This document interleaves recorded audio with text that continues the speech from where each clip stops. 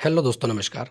दोस्तों, जैसा कि देखो मैंने आपको आरबीएससी कक्षा 6 को पूरा करवा दिया है। और कक्षा 6 की बात करें दोस्तों हम, तो कक्षा 6 में मैंने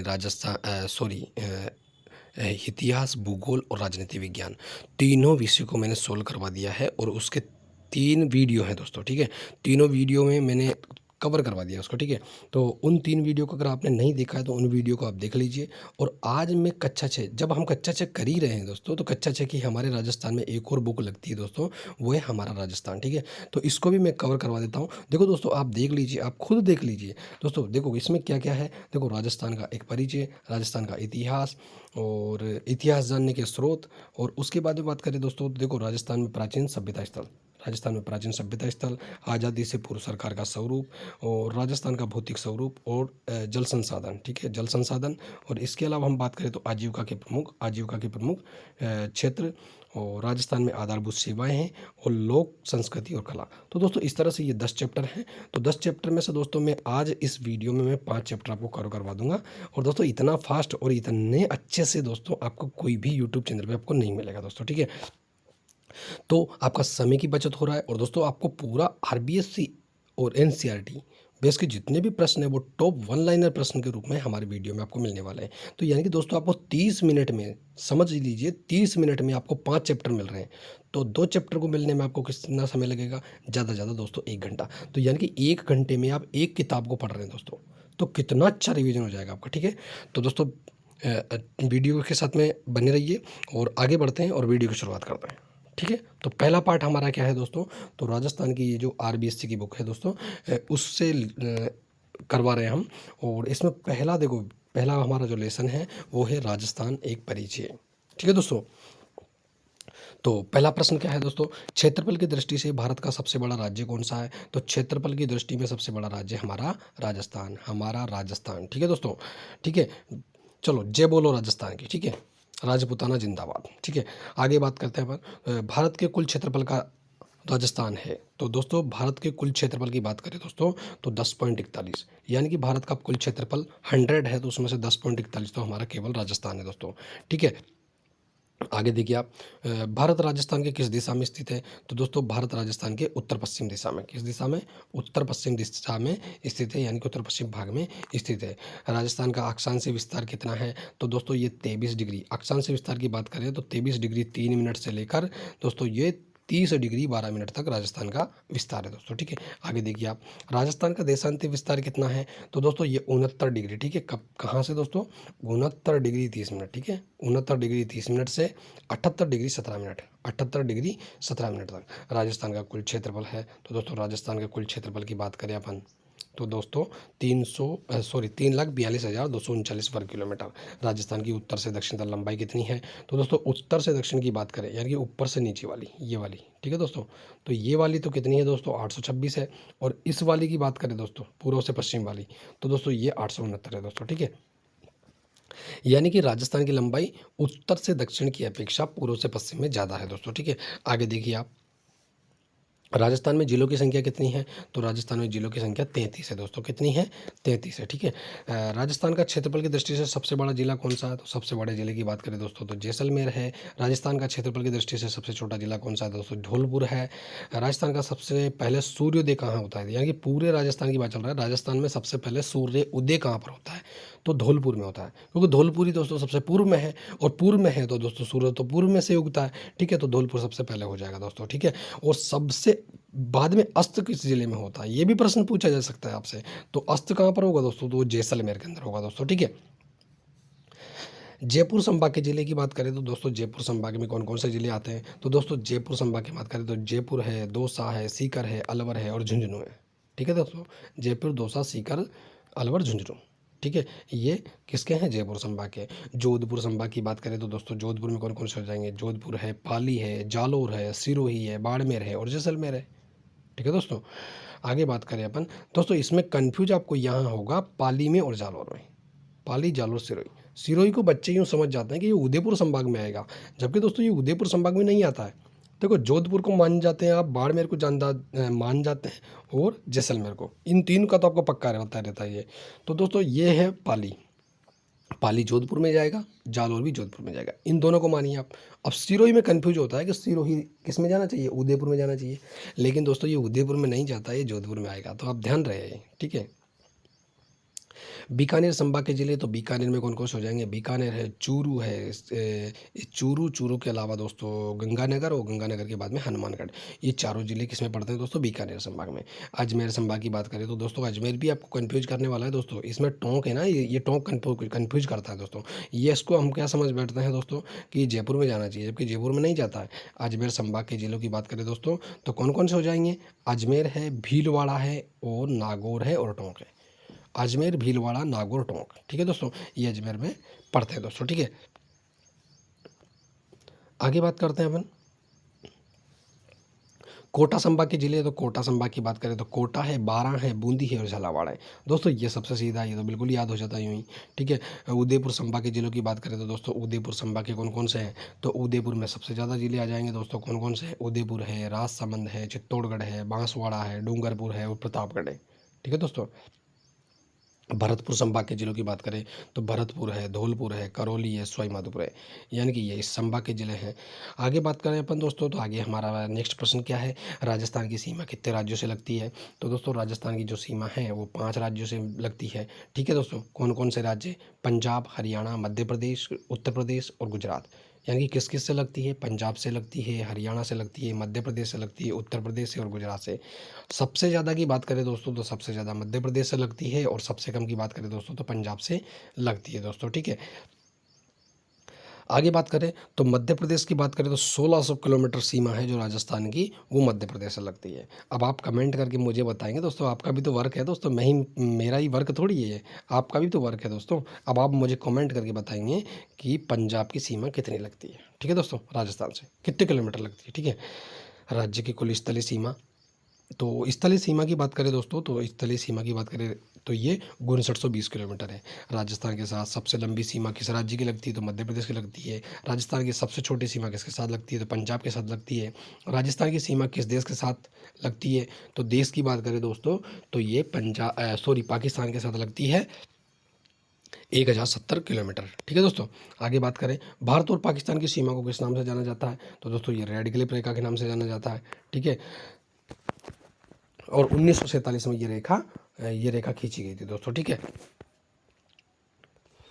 आगे देखते हैं, सेकंड लेसन हमारा अभी स्टार्ट हो रहा है, और सेकंड लेसन में बात करें दोस्तों तो राजस्थान का इतिहास, ठीक है दोस्तों, बड़ा मजा आएगा इस लेसन में दोस्तों, ठीक है। प्राचीन राजस्थान में राजस्थान विभक्त था, तो दोस्तों राजस्थान जो विभक्त था वो जनपद और अंचल में, किस में विभक्त था, जनपद और अंचल में। राजस्थान के किस भाग को मरु प्रदेश कहा जाता है, तो मरु प्रदेश की बात करें दोस्तों तो इसमें कौन कौन आ जाएंगे, बीकानेर है, नागौर है, चूरू है, गंगानगर है, जैसलमेर है, और बाड़मेर है। तो जैसलमेर, बाड़मेर, जैसलमेर, बाड़मेर, और बीकानेर, नागौर, चूरू, और गंगानगर, ठीक है। मरु प्रदेश की राजधानी मरु प्रदेश की जानकारी हमें कहाँ से मिलती है, तो मरु प्रदेश की जो जानकारी है दोस्तों वो हमें ऋग्वेद से मिलती है, रामायण से मिलती है, चरक संहिता से मिलती है, और महाभारत से मिलती है। आर्यों का प्रारंभिक जनतंत्र कौन सा था, तो मरु प्रदेश था। आर्यों का प्रारंभिक जनतंत्र कौन सा था, मरु प्रदेश था दोस्तों, ठीक है। जांगल प्रदेश में कौन सा क्षेत्र आता था, तो जांगल प्रदेश की बात करें तो इसमें वर्तमान बीकानेर, नागौर, जोधपुर का कुछ भाग, ठीक है। वर्तमान बीकानेर, नागौर, और जोधपुर का कुछ भाग इसके अंतर्गत जांगल प्रदेश के अंतर्गत आता था दोस्तों, ठीक है। आगे देखिए आप, जांगल प्रदेश की राजधानी थी, तो दोस्तों जांगल प्रदेश की राजधानी अहिच्छत्रपुर, ठीक है दोस्तों। और यह प्रश्न रीट 2015 में पूछा जा चुका है दोस्तों, पेपर उठा के देख लेना आप, ठीक है। अहिच्छत्रपुर को वर्तमान में जाना जाता है नागौर के नाम से जाना जाता है। यादव वंश के बलराम और श्री कृष्ण द्वारका जाते समय किस क्षेत्र से गुजरे थे, तो जांगल प्रदेश से गुजरे थे। कौन से जनपद का उल्लेख ऋग्वेद में मिलता है, तो कौन से जनपद का मिलता है दोस्तों, तो ये मत्स्य जनपद का मिलता है। महाभारत काल में मत्स्य जनपद की राजधानी थी, तो दोस्तों विराटनगर। यह प्रश्न रीट 2018 में पूछा जा चुका है दोस्तों, ठीक है। महाभारत काल में मत्स्य जनपद की राजधानी थी, तो दोस्तों ये विराटनगर थी। आगे बात करते हैं दोस्तों, तो आगे मत्स्य जनपद वर्तमान किस क्षेत्र में आता है, तो मत्स्य जनपद वर्तमान में किस क्षेत्र में आता है, अलवर में, जयपुर के मध्य में, ठीक है। अलवर और जयपुर के मध्य में मत्स्य जनपद आता है दोस्तों, ठीक है। आगे देखिए आप, मत्स्य जनपद का वर्णन किस यात्री ने किया था? तो दोस्तों किसने? मत्स्य जनपद का जो वर्णन है, मत्स्य जनपद का वर्णन वो चीनी यात्री युआनचांग ने, ठीक है, किसने किया था दोस्तों? युआनचांग ने, ठीक है। राजस्थान के भरतपुर, धौलपुर और करौली करौली का भूभाग किस नाम से जाना जाता था? तो भरतपुर, धौलपुर, करौली ये सूरसेन जनपद के नाम से जाना जाता था। सूरसेन जनपद की राजधानी कौन सी थी? तो सूरसेन की मथुरा थी। किस किस यूनानी लेखक ने सूरसेन का उल्लेख किया? तो यूनानी लेखक, ठीक है, यूनान का जो सिकंदर था, ठीक है, सिकंदर, किस यूनानी लेखक ने सूरसेन का उल्लेख किया? तो किसने किया? तो दोस्तों ये, ठीक है, तो यूनानी लेखक सिकंदर ने, ठीक है। कौन से प्रशस्ति में सूरसेन नामक राजवंश की जानकारी प्राप्त होती है? तो ये बयाना प्रशस्ति में, ठीक है। कौन से प्रशस्ति में? बयाना प्रशस्ति में, ठीक है दोस्तों। सिकंदर के आक्रमण के समय पंजाब में कौन सी जातियां राजस्थान में आकर बसी? तो दोस्तों ये 3 जातियां थी। कौन कौन सी? अर्जुनायन, सीवी और मालवो, ठीक है। ये जातियां राजस्थान में आकर बस गई थी सिकंदर के आक्रमण के समय, ठीक है। और ये पंजाब में रहती थी, पंजाब से आकर राजस्थान में बसी हैं दोस्तों, ठीक है। आगे देखिए आप, वर्तमान में राजस्थान के कौन से क्षेत्र पर सीवी जाति ने आधिपत्य स्थापित कर लिया था? ठीक है, वर्तमान में राजस्थान के कौन से क्षेत्र पर सीवी जाति ने आधिपत्य स्थापित किया था? तो दोस्तों उदयपुर के पूर्वी भाग, ठीक है, उदयपुर के पूर्वी भाग, पश्चिमी भाग और उत्तर के क्षेत्र पर, ठीक है दोस्तों। इस क्षेत्र को किस नाम से जाना जाता है? इस क्षेत्र को किस नाम से जाना जाता था? तो सीवी जनपद के नाम से, ठीक है दोस्तों। किसी के नाम से? सीवी जनपद के नाम से।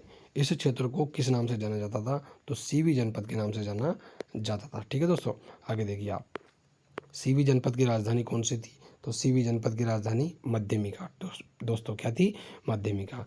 मध्यमिका के अवशेष कहाँ से प्राप्त हुए हैं? चित्तौड़ के पास नगरी गांव से, चित्तौड़ के पास नगरी गांव से मध्यमिका के अवशेष प्राप्त हुए हैं।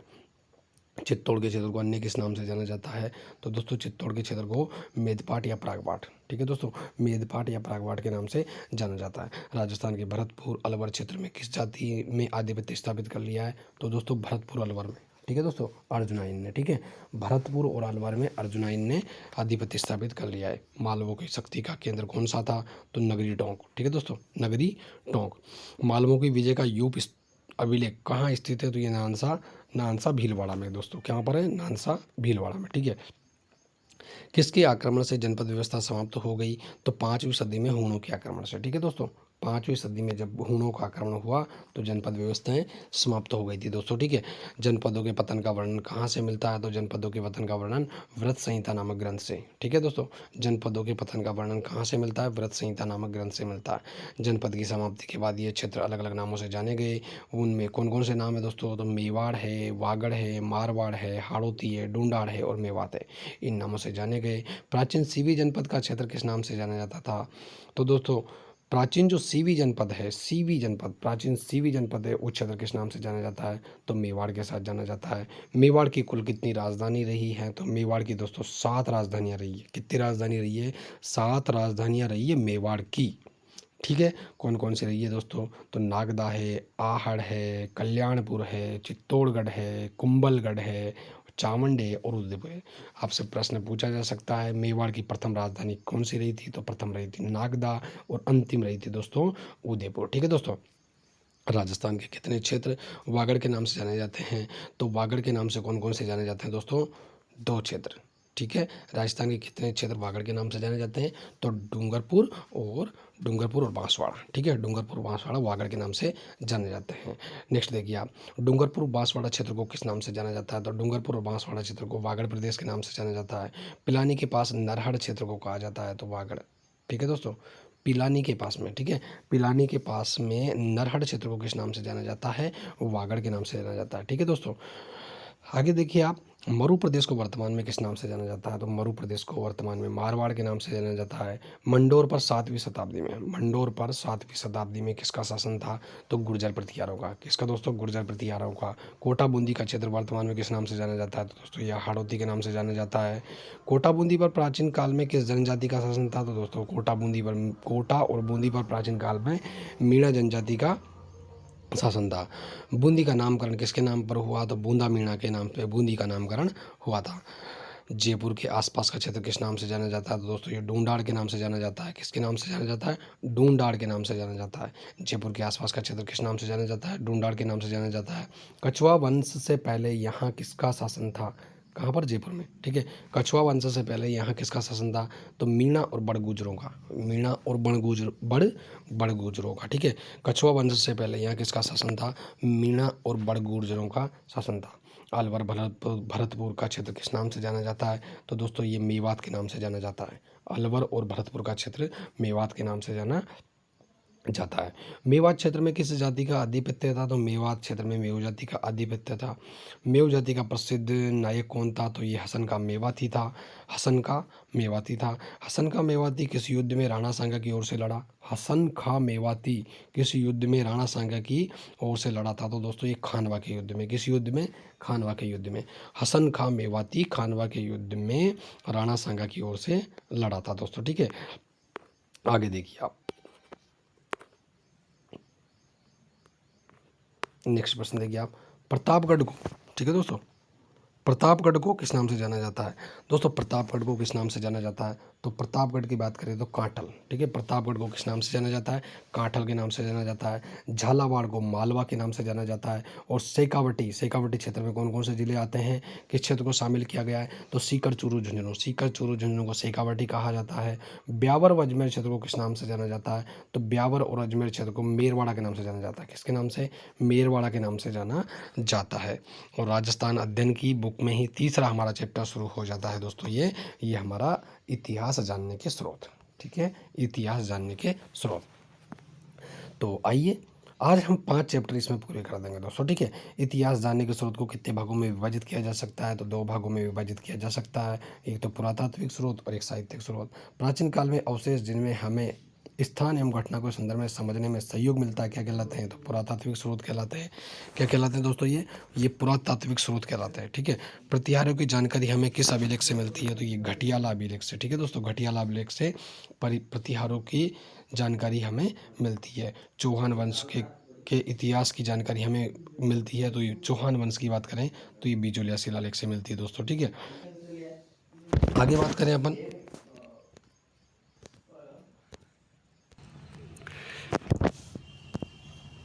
रावल समर सिंह के युग की जानकारी हमें मिलती है। तो दोस्तों रावल समर सिंह के युग की जानकारी हमें चिरवा के शिलालेख से मिलती है दोस्तों। ठीक है, चिरवा के शिलालेख से। जयानक द्वारा रचित पृथ्वीराज विजय महाकाव्य में किस वंश की जानकारी मिलती है? तो दोस्तों जयानक ने लिखा था कौन सा दोस्तों? पृथ्वीराज विजय। ठीक है, पृथ्वीराज विजय लिखा था महाकाव्य। इस वंश की जानकारी हमें मिलती है तो ये चौहान से मिलती है दोस्तों। हम्मीर महाकाव्य की रचना किसने की थी? तो हम्मीर महाकाव्य नयन चंद्र सूरी ने दोस्तों। ठीक है, हम्मीर महाकाव्य की रचना किसने करी थी? नयन चंद्र सूरी ने। ठीक है दोस्तों, आगे देखिए यहाँ पे हम्मीर महाकाव्य से हमें जानकारी मिलती है। तो दोस्तों हम्मीर महाकाव्य से हमें जानकारी मिलती है, वो क्या मिलती है दोस्तों? चौहान वंश की। दोस्तों अब हम बात करें तो दोस्तों हम्मीर महाकाव्य जो रणथंभौर के शासक थे दोस्तों, महाराणा हम्मीर। ठीक है, राणा हम्मीर, उनके ऊपर लिखा गया दोस्तों। और दोस्तों वो कौन से थे? चौहान वंशीय थे। तो दोस्तों इससे पता लग जाएगा। तो यानी कि चौहान वंश अलाउद्दीन खिलजी के रणथंभौर विजय के लिए। ठीक है दोस्तों, किसकी जानकारी मिलती है? चौहान वंश की जानकारी मिलती है और अलाउद्दीन खिलजी के रणथंभौर विजय की। ठीक है, पश्चिम भारत की यात्रा किसकी रचना है? तो दोस्तों पश्चिम भारत की यात्रा रचना कर्नल जेम्स टॉड की। ठीक है, कर्नल जेम्स टॉड की रचना है। और दोस्तों कर्नल जेम्स टॉड को किस नाम से जाना जाता है दोस्तों? तो दोस्तों इनको ही हम जानते हैं घोड़े वाले बाबा दोस्तों। ठीक है, घोड़े वाले बाबा। ठीक है, घोड़े वाले बाबा। ठीक है, आगे देखिए आप।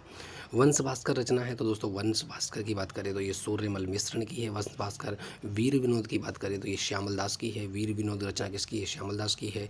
मारवाड़ राज्य का इतिहास की रचना किसकी है? विश्वेश्वर नाथ की है। मारवाड़ राज्य का इतिहास की रचना की बात करें तो ये विश्वेश्वर नाथ की दोस्तों। ठीक है, तो ये हमारा तीसरा चैप्टर आज फिर समाप्त हो गया दोस्तों। ठीक है, चलो चौथे चैप्टर की फिर शुरुआत करते हैं। राजस्थान में प्राचीन सभ्यता एवं स्थल की बात करें तो दोस्तों देखो पहली बात करें, राजस्थान में प्रस्तर युग के अवशेष किन नदियों के किनारे प्राप्त हुए हैं? तो दोस्तों प्रस्तर युग की बात, ठीक है, यानी कि पाषाणकालीन युग के अवशेष किस नदियों के किनारे प्राप्त हुए हैं? तो दोस्तों बनास, गंभीरी, बेड़च और चंबल नदी, ठीक है। बनास, गंभीरी, बेड़च और चंबल नदियों के किनारे मिले हैं दोस्तों, ठीक है। तो ये बात आप ध्यान रखिए दोस्तों, ठीक है। धातुओं में मानव ने सर्वप्रथम किस धातु का उपयोग किया? तो तांबे का उपयोग किया सर्वप्रथम, ठीक है दोस्तों। आगे देखिए आप, राजस्थान में ताम्र सभ्यता के अवशेष कहाँ से प्राप्त हुए? दोस्तों देखो, ताम्र सभ्यता की बात कर रहा है आपसे, ठीक है। तो ये कहाँ से प्राप्त हुए? कालीबंगा, गणेश्वर और अहाड़, ठीक है दोस्तों।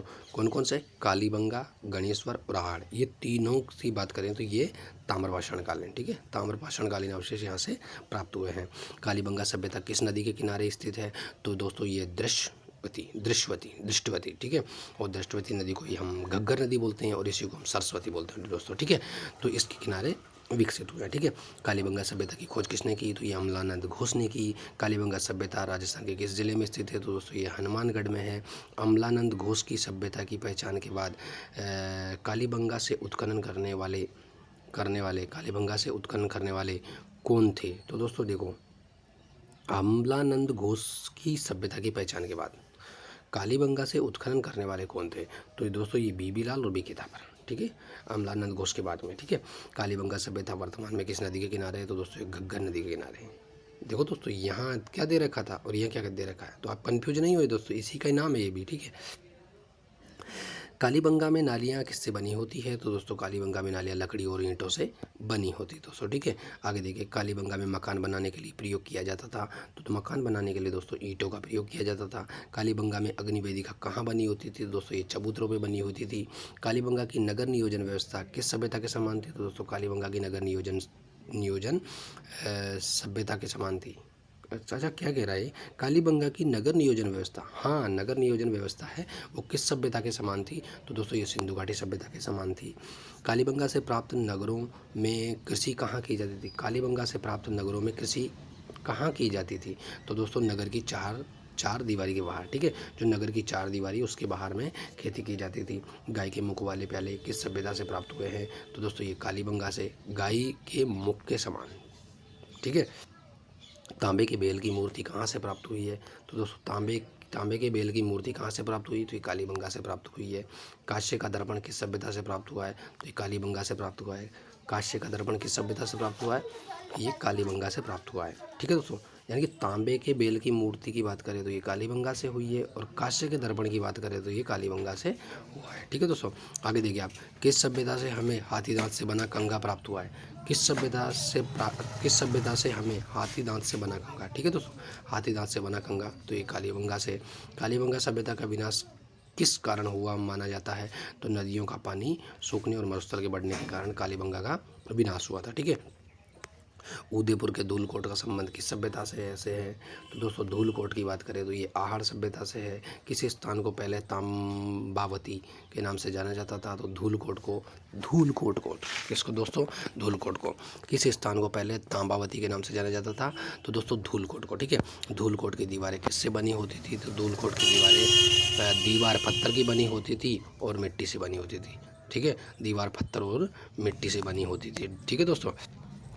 आगे देखिए आप, किस सभ्यता के मकानों से हमें 6 चूल्हे प्राप्त हुए हैं? तो दोस्तों आहार सभ्यता से, ठीक है। किस सभ्यता के मकानों से हमें 6 चूल्हे प्राप्त हुए हैं? तो आहार सभ्यता के, ठीक है दोस्तों, किसके? आहार सभ्यता के, ठीक है। एक परिवार में 6 चूल्हे मिलना किसका प्रतीक है? तो दोस्तों ये सामूहिक परिवार का प्रतीक है। कौन से सभ्यता है जहाँ उच्च कोटि के चावल का उत्पादन किया जाता था? तो दोस्तों उच्च कोटि के चावल की बात करें हम दोस्तों, तो आहार सभ्यता, ठीक है दोस्तों, कौन सी? आहार सभ्यता। आहार सभ्यता में उच्च कोटि के चावलों का उत्पादन किया जाता था। आहार सभ्यता में प्राप्त चूल्हे किस प्रकार के हैं? आहार सभ्यता से में प्राप्त चूल्हे किस प्रकार के हैं? तो दोस्तों ये भट्टी के आकार के हैं। कौन से स्थल के निवासी बर्तन बनाने की कला में दक्ष थे? तो दोस्तों आहार सभ्यता के निवासी, ठीक है दोस्तों। कौन सा स्थल के निवासी बर्तन बनाने की कला में? तो दोस्तों आहार के निवासी थे, वो बर्तन बनाने की कला में निपुण थे या दक्ष थे, ठीक है दोस्तों। आहार सभ्यता से प्राप्त मिट्टी के बर्तन किस रंग में रंगे हुए थे? तो दोस्तों ये लाल और भूरे रंग में, ठीक है, लाल और भूरे रंग में, ठीक है। आहार सभ्यता से प्राप्त मिट्टी के बर्तन लाल और भूरे रंग में भूरे रंग में रंगे होते थे, ठीक है। राजस्थान के किस सभ्यता स्थल से 26 किस्म के पणी, राजस्थान के किस सभ्यता स्थल से 26 किस्म के पणी, 6 तांबे की मुद्राएं, 3 मोहरें प्राप्त हुई है। देखो क्या कह रहा है दोस्तों आपसे, राजस्थान के किस सभ्यता स्थल से 26 किस्म के तो मणि और 6 तांबे की मुद्राएं और 3 मोहरें प्राप्त हुई है। तो दोस्तों ये आहार सभ्यता से दोस्तों, ठीक है। किससे? आहार सभ्यता से। धूलकोट के विध्वंस के बाद यहाँ के लोगों ने कौन से नए नगर बसाए? तो दोस्तों ये भगवानपुरा और गिलुंड, ठीक है दोस्तों, भगवानपुरा और गिलुंड 2 नगर बसाए। उदयपुर की बल्लभ तहसील का बालाथल किस सभ्यता से संबंधित है? तो दोस्तों बालाथल की बात करें तो बालाथल, उदयपुर का बालाथल, ये भी ताम्रपाषाणकालीन आहार सभ्यता से संबंधित है दोस्तों, ठीक है। किस सभ्यता स्थल से 11 कमरों के एक बड़े भवन, 11 कमरों के एक बड़े भवन एवं दुर्ग जिसे चिन्ह प्राप्त हुए हैं? तो बालाथल से, ठीक है दोस्तों, बालाथल से। किस सभ्यता स्थल से 11 कमरों के एक बड़े भवन, 11 कमरों के एक बड़े भवन एवं दुर्ग जिसे चिन्ह प्राप्त हुए हैं? तो दोस्तों बालाथल से, ठीक है। बालाथल से ताम्र सभ्यता के अलावा और किस सभ्यता के अवशेष मिले हैं? बालाथल से ताम्र सभ्यता के अलावा किस सभ्यता के अवशेष मिले हैं? तो दोस्तों लोहा कालीन सभ्यता के अवशेष भी यहाँ से मिले हैं। आगे देखिए आप, लोहा गलाने की भट्टियाँ कहाँ से प्राप्त हुई है? तो दोस्तों लोहा गलाने की जो भट्टियाँ हैं वो बालाथल से प्राप्त हुई है। बेराट जयपुर के अलावा किस स्थान से बुने हुए वस्त्र के अवशेष प्राप्त हुए हैं? तो दोस्तों बालाथल से। बेराट जयपुर के अलावा, ठीक है, बेराट जयपुर के अलावा बुने हुए वस्त्र के अवशेष कहाँ से प्राप्त हुए हैं? तो दोस्तों ये बालाथल से हुए हैं, ठीक है दोस्तों। आगे देखिए आप, गणेश्वर सभ्यता के अवशेष कहाँ से प्राप्त हुए हैं? तो दोस्तों सीकर जिले के, ठीक है। सीकर जिले की बात करें तो सीकर के जिले में नीम का थाना तहसील के गणेश्वर नामक स्थान से, ठीक है दोस्तों। आगे देखिए आप, गणेश्वर सभ्यता को किस नाम से जाना जाता है? तो दोस्तों इसको ताम्र संचित संस्कृति, ठीक है दोस्तों, ताम्र संचित संस्कृति के नाम से भी इसको जाना जाता है, ठीक है दोस्तों। आगे देखिए आप, गणेश्वर से कौन सा तांबे का उपकरण पश्चिम तथा मध्य एशिया में निर्यात किया जाता था? तो दोस्तों ये कौन सा किया जाता था? दोहरी परतदार सिरा वाली तांबे की पिन, ठीक है, दोहरी परतदार सिरा वाली तांबे की पिन निर्यात की जाती थी। कहाँ पर? पश्चिम तथा मध्य एशिया में, ठीक है दोस्तों। आगे देखिए आप, गणेश्वर सभ्यता से कितने प्रकार के मिट्टी के पात्र प्राप्त हुए हैं? तो दोस्तों गणेश्वर सभ्यता की बात करें हम तो गणेश्वर सभ्यता से हमें 2 प्रकार के, ठीक है, गणेश्वर सभ्यता से हमें 2 प्रकार के मिट्टी के बर्तन प्राप्त हुए हैं, ठीक है दोस्तों। आगे देखिए आप, लोहाकालीन पुरातात्विक स्थल राजस्थान में कौन से हैं? तो दोस्तों बेराट है, सामर है, बागोर है, रेड है। लोहाकालीन पुरातात्विक स्थल राजस्थान में कौन कौन से हैं? तो दोस्तों बेराट है, सामर है, बागोर है, रेड है। बेराट राजस्थान के किस जिले में स्थित है? दोस्तों बेराट जयपुर के अंदर है। बीजक की पहाड़ी और भीम की डूंगरी का संबंध किस स्थान से है? तो दोस्तों ये बेराट से है। बीजक की पहाड़ी और भीम की डूंगरी का संबंध किस स्थान से है? तो दोस्तों ये बेराट से है। महाभारत काल में बेराट को किस नाम से जाना जाता था? विराट नगर के नाम से जाना जाता था। आगे देखिए आप दोस्तों, पांडवों ने 1 वर्ष का अज्ञातवास कहाँ बिताया? तो दोस्तों ये विराटनगर में बिताया था। राजस्थान में मौर्य काल का प्रमुख केंद्र रहा, तो दोस्तों मौर्य काल का प्रमुख केंद्र बेराट रहा। किस स्थान से अशोक के भाबरू शिलालेख व बौद्ध मठ के अवशेष प्राप्त हुए हैं? तो दोस्तों ये बेराट से प्राप्त हुए हैं।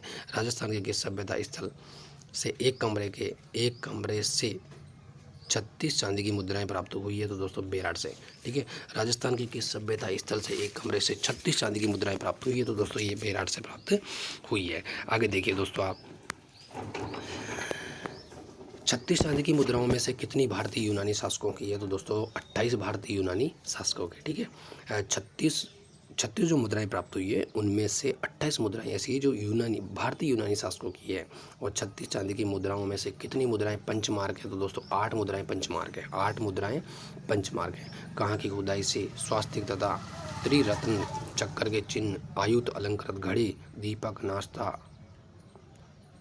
हुआ पक्षी, नाचता नहीं, नाचता हुआ पक्षी, नाचता, ठीक है, इसको नाचता कर लीजिए आप, नाचता, ठीक है, नाचता हुआ पक्षी, पत्थर की संदूक, लोहे की कील और हाथ से बना हुआ वस्त्र, ये आदि प्राप्त हुए हैं। कहाँ की खुदाई से? स्वास्तिक व त्रिरत्न चक्कर के चिन्ह, आयुक्त अलंकृत घड़े, दीपक, नाचता हुआ पक्षी, पत्थर की संदूक, लोहे की कील तथा हाथ से बना हुआ वस्त्र प्राप्त हुआ है। तो ये बेराट से प्राप्त हुआ है, ठीक है दोस्तों। सबसे कठिन की बात करूँ दोस्तों, तो जो सभ्यता है ये वाला चैप्टर बहुत ही खतरनाक है दोस्तों, और आपको कहीं बार इस वीडियो को देखना पड़ेगा दोस्तों। इस वीडियो को आप 3 से 4 बार देख लीजिए दोस्तों, तभी आपको याद होगा। और इन 49 प्रश्न के अलावा 50वां प्रश्न नहीं आएगा दोस्तों कहीं से भी, ये भी लिख के ले लीजिए आप। ये दोस्तों आरबीएस से बनाए हुए प्रश्न है दोस्तों ये, और बहुत मेहनत के साथ में बनाए हुए प्रश्न है दोस्तों, ठीक है। आगे देखिए आप, आज़ादी से पूर्व सरकार का स्वरूप हमारा 5वां चैप्टर था। तो दोस्तों इस चैप्टर को हम कहीं ना कहीं दूसरी जगह मैनेज करेंगे हम, और इससे के बाद में हमारा 6वें नंबर का जो चैप्टर है वो देख लीजिए दोस्तों आप, ठीक है। भू संरचना के आधार पर राजस्थान को विभाजित किया गया है। तो दोस्तों भू संरचना के आधार पर राजस्थान को विभाजित किया गया है 4 भागों में। कौन कौन से 4 भाग हैं? थार का मरुस्थल, अरावली पर्वत, पूर्वी मैदान, दक्षिण पूर्वी पठार, ठीक है दोस्तों। आगे देखिए, थार का मरुस्थल राजस्थान के कुल क्षेत्रफल के कितने भागों में फैला हुआ है? तो दोस्तों 12 जिलों में फैला हुआ है और 61% भाग पर फैला हुआ है। 61% भाग के, ठीक है, जो थार का मरुस्थल 61% भाग है, उसके 40% भाग पर जनसंख्या निवास करती है दोस्तों। ये भी आपको याद होना चाहिए। विश्व का सबसे धनी मरुस्थल, यानी कि विश्व का सबसे धनी मरुस्थल की बात करें तो दोस्तों थार का मरुस्थल है, और सबसे ज़्यादा जनसंख्या, ठीक है, सबसे ज़्यादा जनसंख्या भी थार के मरुस्थल में ही विश्व के सबसे ज़्यादा निवास करती है। मरुस्थल तो कहीं है विश्व के अंदर, सहारा सबसे बड़ा मरुस्थल है विश्व का, जो कि अफ्रीका महाद्वीप के अंदर है, लेकिन जनसंख्या की दृष्टि से देखें तो हमारे थार का मरुस्थल में सबसे ज़्यादा जनसंख्या घनत्व है दोस्तों, ठीक है। थार के मरुस्थल के किस भाग को महामरुस्थल कहा जाता है? तो थार के मरुस्थल के किस भाग को महामरुस्थल? तो दोस्तों महामरुस्थल की बात करें तो बाड़मेर है, जैसलमेर है, बीकानेर, ठीक है। बाड़मेर, जैसलमेर और बीकानेर के रेतीले मरुस्थल को हम महामरुस्थल के नाम से जानते हैं। किसी स्थानीय भाषा में धोरे कहा जाता है, तो धोरे किसको कहा जाता है? बालू स्तूपों को, ठीक है दोस्तों। किसे स्थानीय भाषा में धोरे कहा जाता है? तो बालू का स्तूप को धोरे कहा जाता है। थार के मरुस्थल को कितने भागों में बांटा जा सकता है? तो दोस्तों थार के मरुस्थल को 5 भागों में बांटा जा सकता है। कौन कौन से भाग है? देखो, पहले तो राजस्थान को 4 भागों में बांटा। अब जो थार का मरुस्थल है उसको भी हम कितने भागों में बांट रहे हैं? 5 भागों में बांट रहे हैं। पहला कौन सा? मरुभूमि, दूसरा घग्गर का मैदानी भाग, तीसरा अर्ध मरुस्थलीय भाग, और नागौर की उच्च भूमि और अंतर प्रवाही प्रदेश, ठीक है दोस्तों। ये पाँच भागों में है, यानी कि मरुस्थलीय भूमि, घग्गर का मैदानी भाग, अर्ध मरुस्थलीय भाग, नागौर की उच्च भूमि और अंतर प्रवाही प्रदेश, इन 4 भागों में विभाजित किया गया। राजस्थान में अरावली का विस्तार है दोस्तों। ये प्रश्न अभी राजस्थान रीट में आ चुका है दोस्तों, रीट 2022 में आया था प्रश्न। अब देखो दोस्तों, दक्षिण पश्चिम से उत्तर पूर्व दिशा में, कहाँ पर है? दक्षिण पश्चिम से उत्तर पूर्व दिशा में, ठीक है दोस्तों। आगे देखिए आप, राजस्थान के कुल क्षेत्रफल का कितना प्रतिशत भाग अरावली है? तो दोस्तों 9% भाग। कौन सा दोस्तों? 9% भाग अरावली है। अरावली का विस्तार कहाँ से कहाँ तक है? तो गुजरात के खेड़ा ब्रह्मा से दिल्ली के रायसीना तक दोस्तों अरावली का विस्तार है। और अरावली की बात करें दोस्तों तो 550 किलोमीटर, ठीक है दोस्तों, 550 किलोमीटर राजस्थान के अंदर है, बाकी ये अदर स्टेट में है दोस्तों, ठीक है। आगे देखिए आप, अरावली पर्वतमाला की कुल लंबाई कितनी है? तो अरावली पर्वतमाला की 692 किलोमीटर लंबाई है। अरावली पर्वतमाला को विभाजित किया जा सकता है, तो 2 भागों में विभाजित किया जा सकता है दोस्तों, ठीक है। अरावली की राजस्थान में लंबाई कितनी है? तो दोस्तों 550 किलोमीटर है, जो कि 80% है दोस्तों, ठीक है, 80% है, ठीक है दोस्तों। अब दोस्तों मुझे आप बता दीजिए, मध्य अरावली की सबसे ऊँची चोटी कौन सी है? मध्य अरावली की सबसे ऊंची चोटी कौन सी है? ये प्रश्न का जवाब मुझे कमेंट बॉक्स में कर देंगे दोस्तों, ठीक है। आगे देखिए आप, राजस्थान की अरावली क्षेत्र में राजस्थान की कुल जनसंख्या का कितना % भाग निवास करता है? दोस्तों अरावली की बात कर रहा है, ठीक है। अरावली क्षेत्र कितना है? 9%। कितना है? 9%। और उसमें कितनी जनसंख्या निवास करती है? 10%। पूर्वी मैदानी भाग राजस्थान के कुल क्षेत्रफल का कितना प्रतिशत है? तो पूर्वी मैदान की भाग की बात करें तो ये 23% है। और पूर्वी मैदान में कौन से आ जाएंगे दोस्तों? पूर्वी मैदान भाग में जयपुर वाला भाग, ठीक है, जयपुर वाला भाग, जयपुर अलवर वगैरह वाला, ठीक है। तो इसमें 23% जनसंख्या निवास करती है। 23% क्षेत्रफल पर राजस्थान की कितनी जनसंख्या निवास करती है? इस पर कितनी? 40% जनसंख्या निवास करती है, ठीक है दोस्तों, 40%, ठीक है। आगे देखिए आप, किस क्षेत्र को बीहड़ भूमि या डांग क्षेत्र के नाम से जाना जाता है? तो दोस्तों कोटा से धौलपुर के आसपास के क्षेत्र को, ठीक है, कोटा से धौलपुर, ठीक है, कोटा, सवाई माधोपुर, धौलपुर, ठीक है, इनको, यानी कि चंबल का जो क्षेत्र है पूरा, चंबल जहाँ जहाँ होकर निकलती है उसको हम बीहड़ के नाम से जानते हैं। चंबल का मैदान कहाँ पाया जाता है? चंबल नहीं, सॉरी, छप्पन का मैदान, ठीक है। छप्पन का मैदान कहाँ पाया जाता है? तो दोस्तों ये बांसवाड़ा प्रतापगढ़ ज़िले में, ठीक है। बांसवाड़ा और प्रतापगढ़ ज़िले में है। माही और उसकी सहायक नदियों, ठीक है, माही और उसकी सहायक नदियों से निर्मित मैदान को हम छप्पन का मैदान कहते हैं। और छप्पन का मैदान इसे क्यों कहते हैं? क्योंकि दोस्तों यहाँ 56 नदी नाले, छोटे छोटे नाले आके मिलते हैं, ठीक है। राजस्थान के दक्षिणी पूर्वी पठारी भाग को किस नाम से जाना जाता है? तो दोस्तों ये हाड़ौती के पठार के नाम से जाना जाता है, ठीक है। राजस्थान के दक्षिण पूर्वी पठारी भाग को हाड़ौती के पठार के नाम से जाना जाता है। दक्षिण पूर्वी पठारी भाग राजस्थान के कुल क्षेत्रफल का कितना प्रतिशत है? तो दोस्तों ये 7% है। कितना है? 7% है दोस्तों, ठीक है।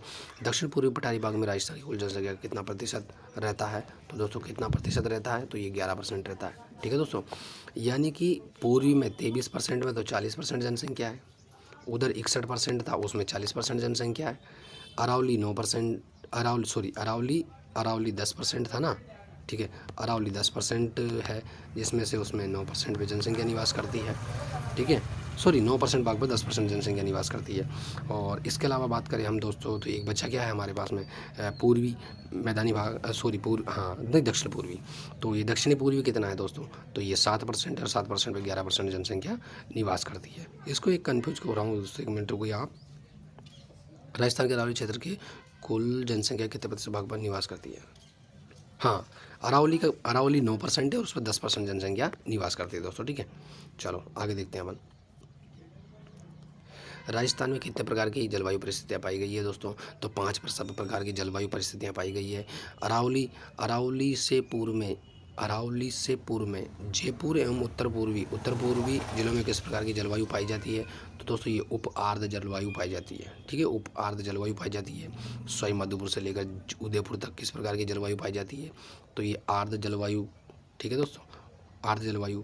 और दक्षिण में बांसवाड़ा तथा दक्षिण पूर्व के झालावाड़ जिलों में किस पर जलवायु पाई जाती है? तो दोस्तों ये अति आर्द्र पाई जाती है, यानी कि उप आर्द्र तो जयपुर साइड में, ठीक है। जयपुर साइड की बात करें तो अपन, ठीक है, जयपुर तथा उत्तर पूर्वी जिलों में, ठीक है। और आर्द्र जलवायु की बात करें तो सवाई माधोपुर से लेकर उदयपुर तक आर्द्र जलवायु। और अति आर्द्र की बात करें तो दोस्तों अति आर्द्र में बांसवाड़ा व दक्षिण पूर्व के झालावाड़ जिले में, ठीक है। राजस्थान के प्रमुख ऋतु हैं, तो दोस्तों राजस्थान की प्रमुख ऋतुओं की बात करें तो दोस्तों ग्रीष्म ऋतु की बात करें हम, तो ग्रीष्म ऋतु मार्च से जून तक होती है। वर्षा ऋतु की बात करें तो जुलाई से सितंबर तक होती है। और शीत ऋतु की बात करें तो अक्टूबर से फरवरी तक होती है, ठीक है दोस्तों। आगे देखिए आप, राजस्थान में ग्रीष्म ऋतु में चलने वाली अत्यंत गर्म धूल भरी हवाएं कहलाती है? तो दोस्तों ये लू कहलाती है, जिनकी गति की बात करें हम 100 किलोमीटर प्रति घंटा होती है लू की गति, ठीक है दोस्तों। किस मानसून से राजस्थान में अधिक वर्षा होती है? तो दोस्तों बंगाल की खाड़ी के मानसून से राजस्थान में वर्षा होती है, ठीक है दोस्तों। देखो दोस्तों हमारा राजस्थान इस तरह से है, आपको पता ही है ही सही, ठीक है, इस तरह से है, ठीक है। सॉरी,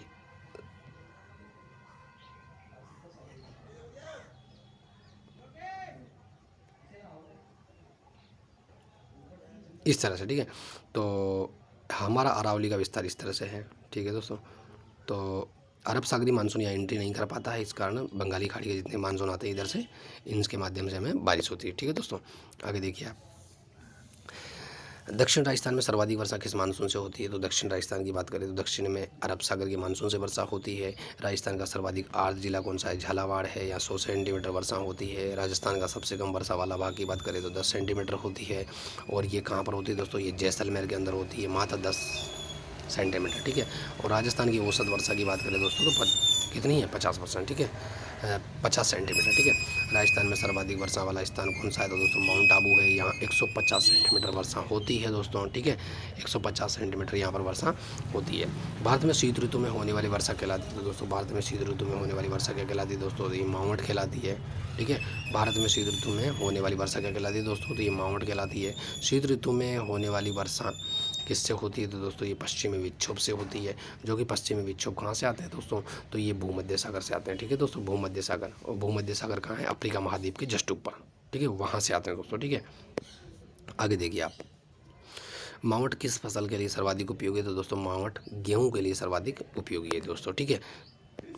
तो दोस्तों वीडियो कुछ ज़्यादा लंबा हो रहा है दोस्तों, और हम अगले वीडियो में ही मिलेंगे दोस्तों, ठीक है। तब तक के लिए नमस्कार, धन्यवाद। चैनल को सब्सक्राइब करिए, शेयर करिए दोस्तों तक, ठीक है दोस्तों, धन्यवाद।